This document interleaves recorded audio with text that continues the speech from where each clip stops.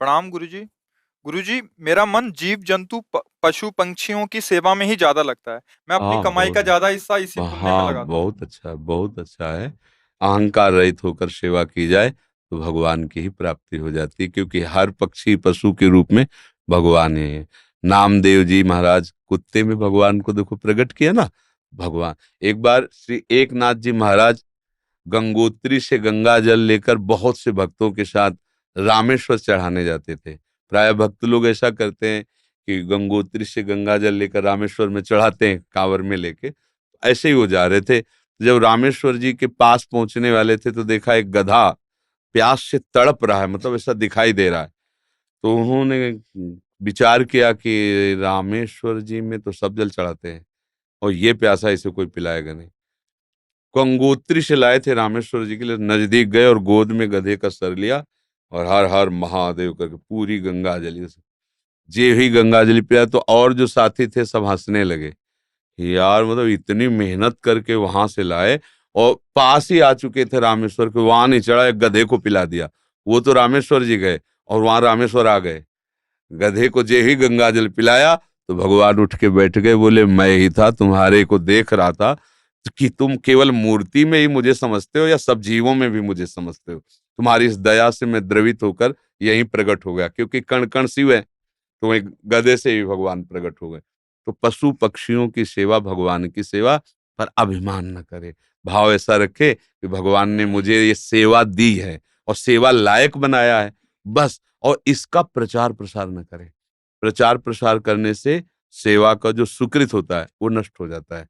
जैसे आप यार मित्रों से और बहुतों से कि हम तो ऐसा करते हैं, हम मतलब ये बात जैसे आप संत से या गुरुजनों से कहे तो बात अलग होती है। बस इसके बाद फिर इसे गुप्त अगर कोई कहे भी कि सुना है कि आपने पक्षियों की बहुत सेवा करते हो, अरे हम अपनी ही सेवा नहीं कर पाते, पक्षियों की क्या। मतलब उसे हमें दबाना है। हमसे पाप बन जाए तो कह देना है, पुण्य बन जाए तो छुपा लेना है। पर अपने लोग उल्टा करते हैं, पुण्य बनेगा तो पोस्टर छपवा देंगे और पाप बनेगा तो कसम खा लेंगे कि किया ही नहीं है। यही हमारी दुर्गति का कारण बनता है। अगर हमसे कोई गलती हो गई और कोई पूछे आपसे गलती, तो हाँ हो गई, अब दंड मिले जो तो वो नष्ट हो जाएगा। जहां आपने हाँ कहा तो पाप नष्ट हो जाएगा। अगर सभा में खड़ा होकर के स्वीकार कर ले तो दंड मिले ना मिले उसका पाप नष्ट हो गया। और हम सभा में पुण्य को कह सकते हैं, पाप को नहीं कह सकते, देखना है नहीं। तो अपने इस पुण्य को छुपाओ और पशु पक्षी में भगवत भावना करो। जब उनको दाना डाल रहे हो या फल जो भी, जैसे पशु पक्षी हो, तो भाव करो, हे भगवान आप इन सब रूपों और बढ़िया पुण्य बन जाएगा और बड़ा लाभ मिल जाएगा। और हे भगवान आप इन रूपों में आके सेवा स्वीकार नाथ हम पे प्रसन्न रहो कि हम सदैव आपकी सेवा करते हैं। भक्ति हो गई, इसी से भक्ति हो गई, सब में भगवान के दर्शन की भावना बनने लगेगी। ठीक है। पर कभी गलत धन कमा के सेवा की भावना मत रखना। मान लो चलो 1 लाख रुपए हम गलत करके ले रहे हैं तो 10,000 की सेवा, वो ठीक नहीं है। ईमानदारी से कमाओ, धर्म से कमाओ और फिर उससे अगर 10 रुपए की भी सेवा करोगे तो बहुत बड़ी सेवा मानी जाएगी। 10 करोड़ सेवा बेईमानी से वो तुम्हारे लिए बिल्कुल बेकार है। और 10 रुपए की गरीब की एक रोटी जितना पुण्य देगी ना, राजा का उतना पूरा धन का खजाना नहीं। क्योंकि वो मेहनत से करके और 4 रोटी में 3 में परिवार चलाया, अपने हिस्से की दे दिया दूसरे को, बहुत बड़ा दान हो गया। तो दान का ये भी स्वरूप समझना है कि गंदे आचरणों द्वारा, बेईमानी द्वारा नहीं, धर्म से कमा करके। एक बार राधा बाबा ने भागवत सुनी तो एक ब्राह्मण आते थे, श्रद्धा से सुना। अब दक्षिणा देने की बात आई तो बाबा ने कहा हम तो सन्यासी हैं, क्या दक्षिणा दें। कहा बड़े बड़े लोग बैठे थे, जिसके पास पवित्र धन हो 125 हमें दे दो। किसी की हिम्मत नहीं निकालने की, क्योंकि बाबा बिल्कुल सत्य पे प्रतिष्ठित महापुरुष का पवित्र होना चाहिए, इन्हें दंड मिलेगा। तो किसी की हिम्मत, एक घास खोदने वाला बगीचे में जो काम करता है दौड़ के आया, बाबा हमारा पवित्र है। वह कैसे तेरा पवित्र, बोले घास खोदता हूँ मुझे कोई 1,000 2,000 ले मिलते, 100 रुपया तो हम दे देंगे। बोले हाँ तू दे, 100 रुपया लिया पंडित जी को दे के, ये है दक्षिणा। हाँ ये 125 125 करोड़ की बराबरी बिल्कुल नहीं हो सकती। वो 125 करोड़ बेकार, वो 125 रुपया अच्छा। धर्म से कमाओ और धर्म से सेवा करो, ये भगवत स्वरूप है। डॉक्टर हिमांशु सूरी जी, बठिंडा, पंजाब से। महाराज जी, मेरा ये प्रश्न है, क्या ऐसे महापुरुष जिनका गोलोक वास हो चुका है, उन्हें गुरुदेव रूप में धारण किया जा सकता है? एवं अगर किया जा सकता तो कैसे? 7 वर्ष की आयु से ही संकीर्तन सम्राट स्वामी श्री मुकुंद हरि जी महाराज जी के भाव भजन गा रहा हूँ और उनसे बहुत प्रेरित और उन्हीं को अपना गुरु माना है। तो उनके वचनों का पालन करो। वो जो आज्ञा किए हैं जीवन में कभी तो बोले ही है ना। हाँ, उनके उपदेश पकड़ लो और जो नाम कीर्तन वो कर रहे थे वही नाम कीर्तन करो, वही नाम जप करो। जो भगवत प्राप्त महापुरुष हैं वो थे, हैं, रहेंगे, तीनों में बराबर होते हैं। ये भूत भविष्य वर्तमान काल जीव के लिए है, जो ईश स्वरूप होते हैं उनके लिए नहीं। वो थे भी, वो हैं भी और वो रहेंगे भी। जो महापुरुष हैं, किसी को भी, जैसे भाई जी हनुमान प्रसाद पोद्दार जी, राधा बाबा, उड़िया बाबा, हरि बाबा, ये सब महापुरुष थे, हैं और रहेंगे। अब आप तदाकार करो तो उनसे बात भी हो सकती है। मिलन, जब भगवान से बात हो सकती है तो भगवत स्वरूप ही तुम आत्मा है ना। हाँ, तन्मयता धारण करो। बस्ती उनके भजनों की रिकॉर्डिंग की जैसे है उपदेश नहीं होता। हाँ, मतलब सब संतों का एक ही कथन है, संसार के चिंतन से अपने चित्त को बचा के भगवान के चिंतन में लगाना। बस बार बार नाम जप करो। जो भी नाम कीर्तन करते हैं ना, वो नाम कीर्तन पकड़ लो, अंदर से जपो और उसी का कीर्तन करो और उनको गुरु मान लो, हो गई बात। समझ रहे हैं? जी। और संतों का संग करते रहो, जिनसे आपका मन मिले, जिनकी बात सुनकर आपको अच्छा लगे और हृदय शीतल हो जाए, उन संतों के वचन प्रगट में सुनते रहो और नाम और गुरु भाव उधर रख लो। मनोज कुमार दिल्ली से। सदगुरुदेव भगवान, आपके चरणों में कोटि कोटि प्रणाम। गुरुदेव भगवान, पराये सभी शिष्य अपने गुरुदेव का मानसिक चिंतन करते हैं, लेकिन गुरुदेव वो परम सौभाग्यशाली शिष्य कौन से लक्षणों से युक्त होता है जो कभी कभी अपने गुरुदेव के चिंतन में भी आ जाता है? जिसका अस्तित्व खत्म हो जाता है वो कभी कभी नहीं, वो गुरुदेव में ही हो जाता है। जब तक शरीर और शरीर के भोग और शरीर संबंधियों से अपनापन है, तब तक गुरुदेव को हमने माना है। माना है जैसे सांसारिक किसी को हमने पिता माना, माता माना, रिश्ते नाते मान, उसी में एक और नाता मान लिया, गुरु। अब जिसने अपना अस्तित्व, अस्तित्व अहम में टिका होता है, जिसने अपना अहंकार गुरु जी के चरणों में दे दिया। अब जैसे आपकी आज्ञा वैसा ही हमारा जीवन है, आपका कृपा कटाक्षी हमारा मोक्ष मूलम गुरु कृपा। जिसने गुरुदेव को अपना अहम देकर सतत उनकी आज्ञा पर चला, तो गुरुदेव को चिंतन नहीं करना होता। गुरुदेव उसके हृदय में बैठते हैं, वो गुरुदेव के हृदय में सदैव रहता है।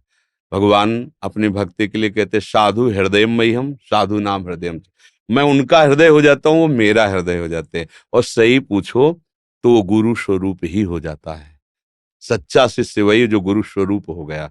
जैसे प्रियालाल जिसको अपना परिचय दे देते हैं तो प्रियालाल मैं हो जाता है, उसमें कोई अंतर नहीं। जानत तुम्हें, तुम्हें हो जाई, सोई जाने जेहि देहु जनाई। जिसे वो जना देते हैं वो उन्हीं के मैं हो जाता है। ऐसे गुरुदेव का सच्चा शिष्य वही है जो गुरु स्वरूप हो जाता है। संसारिक राग, संसारिक भोग, सांसारिक चिंतन रहित, सदैव गुरु के बताए हुए नाम मंत्र में तल्लीन है, वही गुरु का स्वरूप हो जाता है।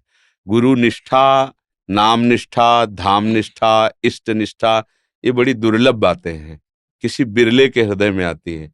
और ये निष्ठा आ गई तो निश्चित वो उसी को प्राप्त हो जाता है जिसकी जो, जैसे अभी हमारी शरीर निष्ठा है सबकी, तो हमें भोग की चाह है, मान की चाह है, प्रियता है, संसार सारा प्रपंच है। और जिस दिन भगवान निष्ठा आ गई तो सारा प्रपंच खत्म हो गया, भगवत निष्ठा आ गई। भगवान के चरणारविंद में आसक्ति प्रेम, या प्रियालाल के चरणारविंद में आसक्ति प्रेम। पहले तो समझना है कि इष्ट और गुरु केवल कहने को दो शब्द हैं, पर्यायवाची, दो नहीं है। वही लाडली ही अपने रस का विस्तार करने के लिए हमारे जैसे शब्द बोलने वाला रूप धारण करके हमको समझाती हैं। हमारे आचार्य, हमारे गुरुदेव हमारी लाडली ही है, दूसरा कोई नहीं। गुरुदेव ही लाडली है, लाडली ही गुरुदेव है, दूसरा कोई, उनको कौन जान सकता है, वही जान सकते हैं। तो वही आके अपना परिचय देते हैं आचार्य रूप में, गुरु रूप में, भगवत प्रेमी महात्माओं के रूप में।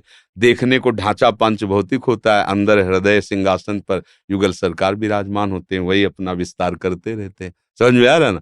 ये ये मनुष्य बुद्धि के स्तर की बात नहीं है। मनुष्य बुद्धि देह भाव, जब देह भाव हटे और भाव है, जैसे अपने लोग श्री लाडली जी की सेवा में सहचरी भाव से, दासी भाव से, वहां पुरुष भाव का प्रवेश थोड़ी। देखने को पुरुष है कि ये अमुक जी सेवा कर रहे हैं, लेकिन वो अमुक केवल पोशाक है, अंदर से वो श्री जी की दासी है। अंदर से हमारी लाडली का श्रृंगार किसी को पुरुष को करने का अधिकार थोड़ी है। महल में जैसे आपको दिखाई देता है सब, नहीं नहीं, ये सब बाहरी लीला है, बाहरी पुरुष वेश, अंदर से भाव सब श्री जी की सहचरी का भाव, दासी का।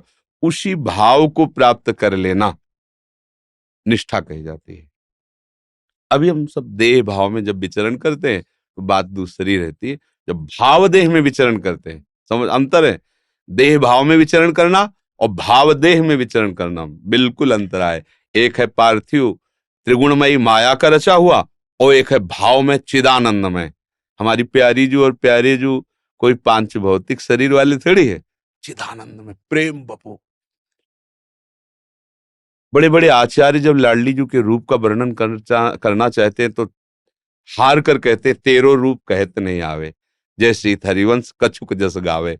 स्वामी जी महाराज, स्वामी हरदास जी महाराज कह रहे, कहा कहो एक जीव सखीरी, बात की बात की बात।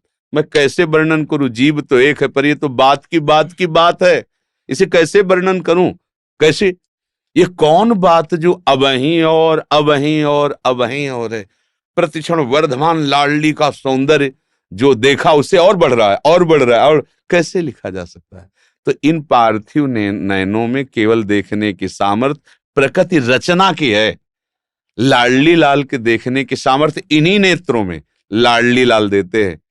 जब गुरु कृपा से आराधना होती, उपासना होती तो छा जाता है। तो जो गुरु वही लाडली, जो लाडली वही गुरु। लाडली और गुरु पर्यायवाची शब्द, बात एक ही है। तब वो बात बन गई, फिर वो बात बन जाती है। धीरे धीरे हम पहले मानसिक स्थिति से ऊपर उठें, निरंतर लाडली जी का चिंतन करें, उनकी परिचर्या में रहें, उनको सुख पहुंचाने की भावना जागृत करें। अभी तो हमें अपने सुख की पड़ी हुई है, अपने इस देह सुख की पड़ी हुई है। तो धीरे धीरे लाडली जी कृपा करती हैं, स्तर उठता है। त्रिगुणात्मिका माया की रचना से जब स्थिति ऊपर उठती है और प्यारे जू के भाव में प्रवेश होता है, तब जो आनंद होता है वो मोक्ष सुख को ठुकराने वाला होता है। जो वेदांत के द्वारा, ज्ञान के द्वारा अखंडानंद मिलता है, मोक्ष सुख, वो थूक देने योग्य होता है लाडली जी के चरणों की उपासना में। अब ये बहुत ऊंची बात, मोक्ष कोई ऐसे रबड़ी रसगुल्ला थोड़ी है, बहुत बड़ी बात है। माया से मुक्त जो मुक्त महापुरुष हैं, उनके लिए भी दुर्लभ हमारी लाडली जी की चरण सेवा है। इसीलिए जिसे सब चरण सेवा में है ना, ये महात्माओं के भी महात्मा है। कोई भी संत ऐसा नहीं जिनके चरणों में प्रणाम, जो जानते हैं, जो नहीं जानते बात अलग है। इनकी चरण रज, इनका चरणामृत, इनका आशीर्वाद साक्षात लाडली का आशीर्वाद है, जो श्री जी की सेवा में मगन है। अच्छा, कुछ है प्रगट सेवा में, कुछ है भाव में। जैसे संत महात्मा यहाँ ब्रज के हैं, प्रगट सेवा में तो प्रवेश वहां नहीं है महल में, पर रहते हो हर समय सेवा में है। भाव से उनकी चरण सेवा में रहते हैं, उनके नाम चिंतन के द्वारा, गुरु प्रदत्त भाव के द्वारा लाडली लाल की सेवा में मगन रहते हैं। तब माना जाएगा कि सच्चा शिष्य है, जब उसका अस्तित्व मिट जाए और गुरु का अस्तित्व रह जाए। मंत्र नाम आराध्य देव, इन्हीं के चिंतन मितन में तब माना जाएगा कि सच्चा गुरुनिष्ठ है। फिर गुरु का, अच्छा, बेटे को माँ का चिंतन खेलवाड़ में भूल सकता है, लेकिन माँ को कभी भूलता है क्या कि मेरा बेटा? तो वैसे सही पूछा जाए तो जब गुरु शिष्य स्वीकार कर लेता है तो उद्धार का ठेका ले लेता है। उसको शिष्य को चिंतन करना ही नहीं चाहिए कि पता नहीं गुरु जी हमें याद करते हैं कि नहीं। इसलिए कि बेटा खिलवाड़ में तो माँ को भूल जाएगा, जब भूख लगेगी तब याद आएगी माँ। लेकिन माँ हर कार्य करते हुए एक नजर उस खेलते हुए बेटे पर रखेगी, कहीं ये अपना अहित न कर ले। ऐसे सर्वज्ञ सर्वत्र व्याप्त गुरुदेव तुम पर नजर रख रहे हैं, चिंतन की क्या बात है। बस ऐसा सोचो कि हर समय हम गुरुदेव के सीसी कैमरे के सामने हैं, हमारी एक एक चेष्टा गुरुदेव देख रहे हैं, तो बढ़िया निर्मल हो जाओगे, कोई गलत काम भी नहीं होगा, अंदर आनंद रहेगा कि गुरुदेव मुझे हर समय देख रहे हैं।